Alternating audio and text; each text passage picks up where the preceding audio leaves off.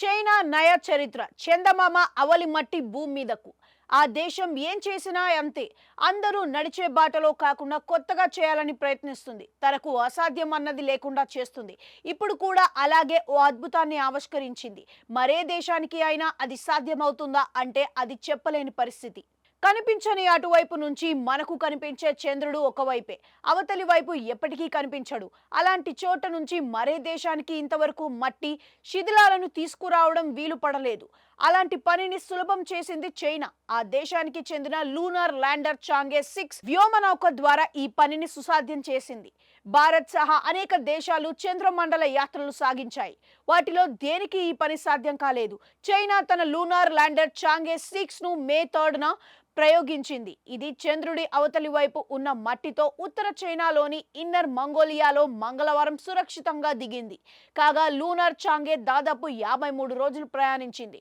June 2న జాబిల్లి పైన south pole ఐట్కిన్ ప్రాంతాల్లో ఉన్న అపోలో బేసిస్ లో దిగింది ఈ మిషన్ లో ఆర్బిటర్ ల్యాండర్ అసెండర్ రిటర్నర్ అనే 4 భాగాలు ఉన్నాయి రోబో చేతిలో చంద్రుడి ఉపరితలంపై ఉన్న నమూనాలకు చైనా లూనార్ ల్యాండర్ చాంగే 6 తన రోబో చేతిలో సేకరించింది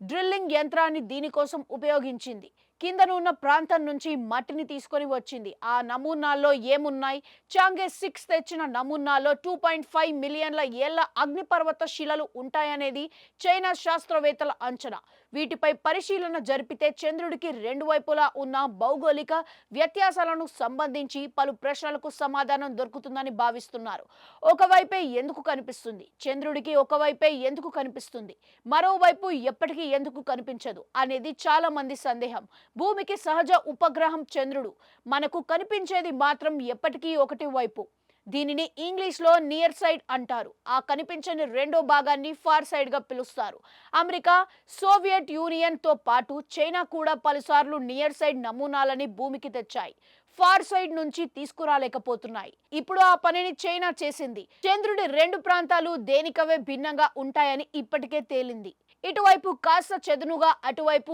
బిలాలాలతో నిండి ఉంటుంది దీనికి కారణం అంతరిక్ష శిలలు ఢీకొనడమేనట అంతేకాదు చంద్రుడి ఉపరితల మందం కూడా రెండు భాగాల్లోనూ భిన్న రీతిలో ఉంటుంది